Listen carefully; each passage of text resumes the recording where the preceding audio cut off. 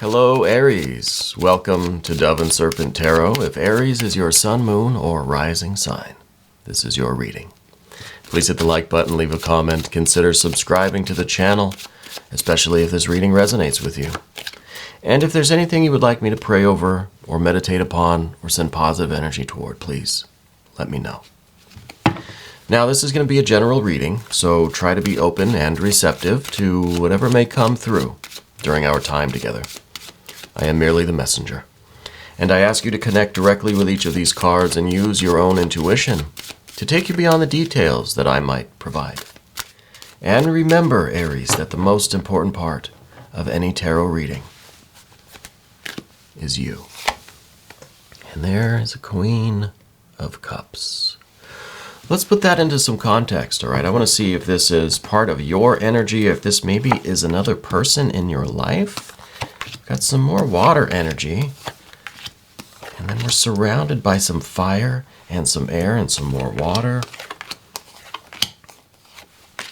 Oh, and the Hierophant there. This is going to be good. I think some really great things are in store for you.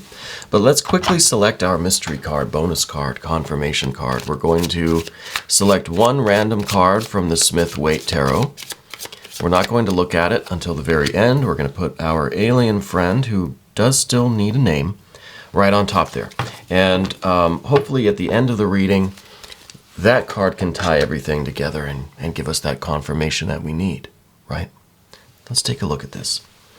We've got some fire, we've got some air, we've got some water. We've got more water, more fire.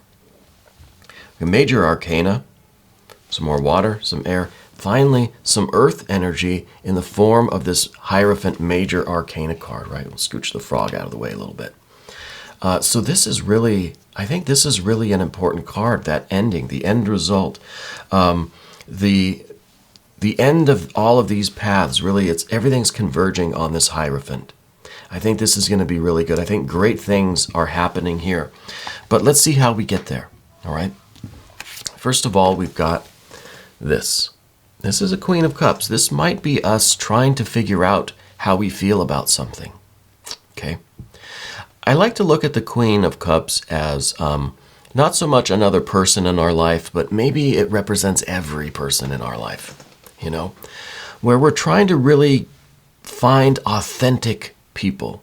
We're trying to not find authentic people. We're trying to see people authentically. There's a difference there. We're trying to peer beyond just the surface level of people, right? Because on the surface, everybody's different. We all have our conflicts. We don't all get along with everybody. The surface, persona level, it's difficult to see who people really are, what they're really about. Difficult to connect with people on a deeper level when we're just always on the surface. So I think what you try to do is you try to see people for who they are. You try to really understand people. You have a great empathy about you. You really try to tune in. You try to listen. You try to feel. You're listening with your heart, kind of. You're trying to understand what people's needs are, what your own needs are. You're trying to find out how you can best connect with people in your life. Not with everybody. I mean, come on, that'd be silly. But for the people that you choose, your friends, your family, you know, new people that you might meet, new relationships, co-workers, you know, people out in public, at the store, at the coffee shop, whatever. People that you find yourself interacting with, you really have this depth to you that looks for the depth in others. That's a special quality. Really is a special quality. I think perhaps now, though, with this Eight of Cups, we've been a little disappointed in the results of this lately. Hasn't really been working out the way that you are hoping that it would, you know? Maybe we're having trouble really connecting with people. Maybe we're having trouble allowing ourselves to open up to who people really are. Maybe there is this, maybe we're losing a little bit of patience with the world, right? Because not everybody feels like you. Not everybody thinks like you. So some days I think are really hopeful, Other days, maybe not so much. And we've got this Eight of Cups fluctuation. Sometimes the glass is full, sometimes it's empty. Sometimes it's in between. So I almost feel that we're losing a little bit of heart. We're maybe just getting a little discouraged. Okay, we're going to come back to this energy, but first let's maybe talk about the past here with this Six of Cups. I think that in the last 6 months, you've really developed this intense interest in connecting with people through your work, through your school, through your personal life, your friends, your family, your pets, your plants. I think you've really started to cherish this connection. I think you feel a real abundance of love within you. And you want to share that with others. You want to be able to connect that with others and feel it coming back. You want it to be reflected in your environment. Right? I think that you maybe have had some recent experiences of what real love and appreciation is. Right? Maybe you've experienced something like this with a family member, with a significant other, maybe with your friends, but something, and maybe it wasn't really just one person or one experience, it could be a collective thing.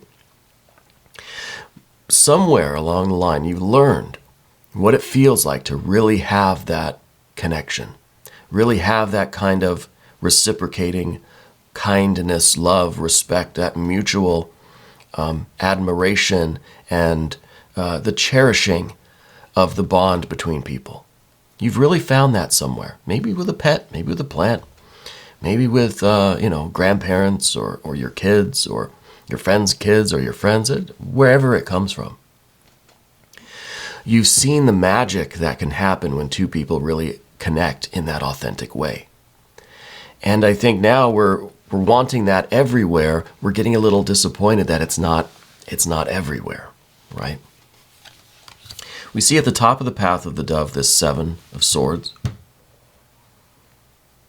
I think despite the difficulties, despite the world kind of resisting your efforts in some ways, not everybody thinks or feels like you. Despite the kind of, maybe the rejection, despite the feeling like it's an impossible task, it's kind of a futile effort, you persist. You're gonna keep trying to bond with people. If they're not interested, so be it. It's like if you have coworkers, right? If you go to work every day, some people in that company may really want to have authentic bonds with coworkers. You spend a lot of time there. We should get to know each other. Other people really don't want to, and that's okay too, right? Not everybody is interested in that kind of connection the way you are, right?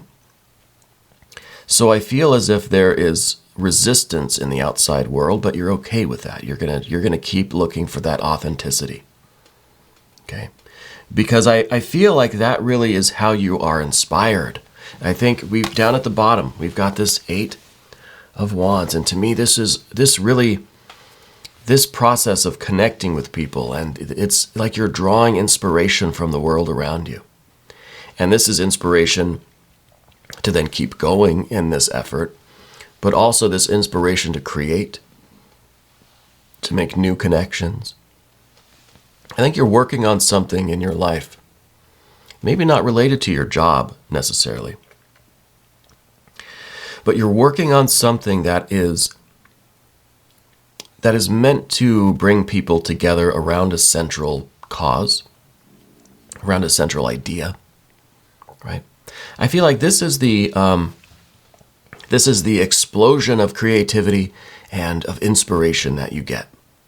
This is what's really motivating you. This is down deep within you. That's just burning desire to do and to create and to experience. We're channeling this. We're filtering this through our interactions with people, our authentic connections. And what you're doing is creating this Four of Wands. We're taking the Eight of Wands, we're kind of narrowing it down. This is that central fire that everybody is going to come around. And that we're all kind of uniting around this this fire, this warmth, this creativity, this idea, this spirit, this one purpose, right? It's like when you're camping, you build the fire. Well, then before you know it, you've got everybody kind of wandering in. Everybody wants to sit around the fire. And we can all tell stories and sing songs and eat food, It's really nice. That's what you want. You want to be the person or to create the environment, to create this central fire that everybody can gather around. Now, maybe you are that through your personality, through your leadership. I mean, you're Aries after all.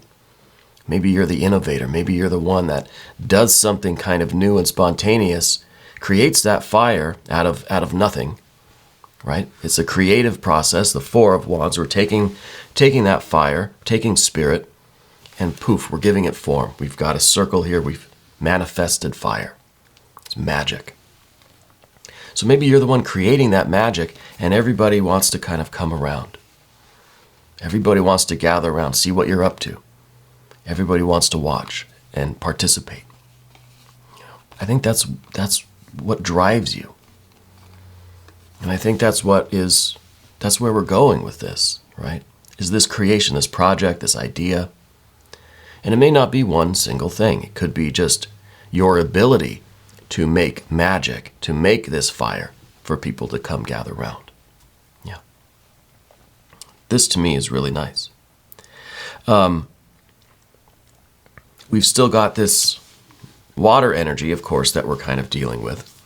And it's almost as if this Eight of Cups, this the fluctuation, the sometimes full, sometimes empty, sometimes really strong connection, sometimes not connection. It's the dynamic of it that is really allowing you to get to this Four of Wands, right?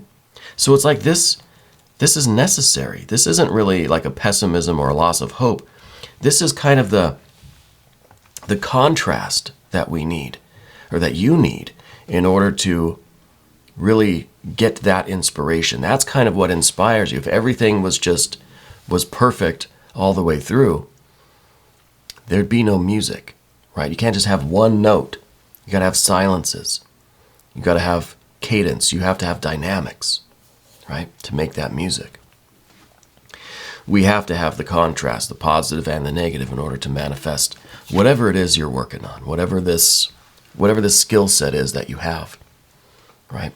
Whatever kind of project or business or whatever you're putting together, right? Which again doesn't feel like it's one individual product. It feels like it's a service, right? It's an event, but it's one that can change form. Every night is a different show, kind of thing, right? And that, I think, we go over to the Path of the Serpent, and here we have in your general energy this Star card. You found your purpose, right? Just having this card right here, this is the best reading that I've ever had for Aries, because this is representing your higher self. And I think you are so in touch with spirit, so in touch with who you are as a person, as a personality, as a creator, as a spirit, as an entity, as a universe. You're so in touch with that you've found the magic formula for your life now. You've discovered how it is that you need to be in the world and interact. You found that flow. You found your way, your Tao, right? And you're out here making your way through this activity. And again, this is like a process. It's not just one little project that you're doing, one creation. It's dynamic, it's ongoing, it's a process, it's a service. Right? It's not goods necessarily. I feel like it's an event, And I think you're the star. I mean, literally, we have the Star card. So I think you're receiving this inspiration from the universe, from the world around you, and you're able to translate that into your creative output. This card is really all about input and output, right? The divine energy coming in through the top, the inspiration, the creative flow, and it's flowing out into the world. You're now expressing that. You're the conduit, right? This is all about the throughput. And this is really, this is the best news that I could possibly give you, that you're discovering this. Maybe you have already. Maybe this is just now getting going. That this is big. This is big news. And it's kind of cool that we have, on the path of the serpent, we have the two major arcana cards kind of bookending the path, beginning and the end, the alpha and the omega, both major arcana. Right? The first one is saying that, look, you are the beginning, you are the conduit, you are the one that's taking the spiritual energy and you are manifesting it along this path. Okay? And the end result is, well, this is community. This is you building your own universe, your own literal community, I think. But let's go back to this Four of Cups. This is in your environment.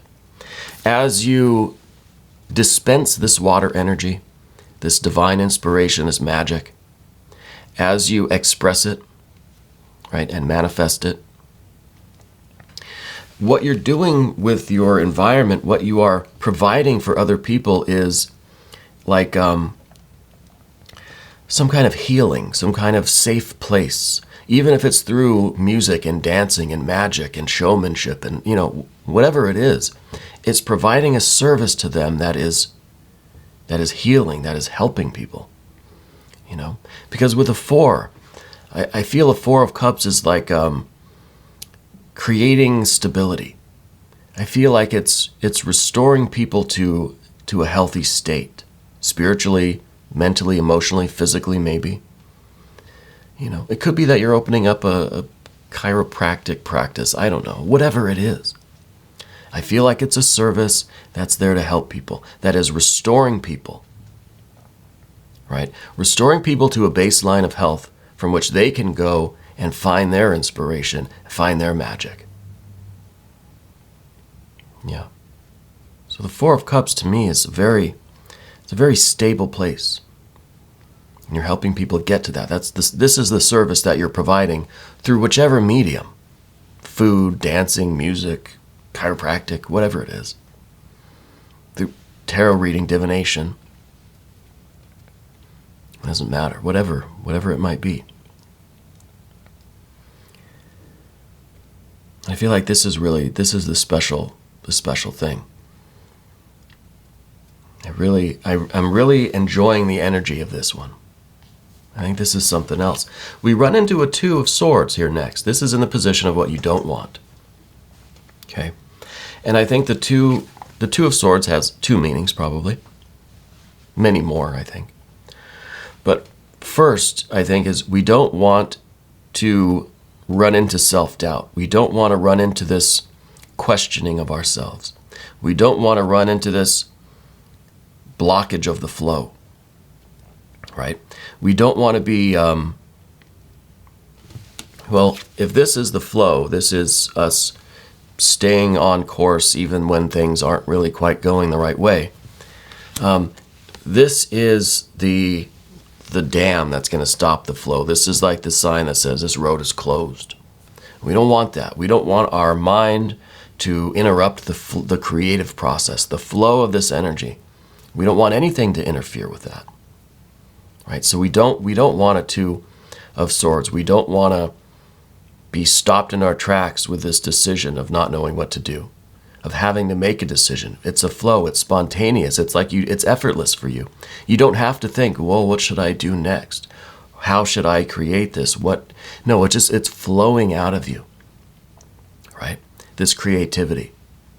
The design of this thing, the decisions, the path that you take, it's effortless. It's just coming to you.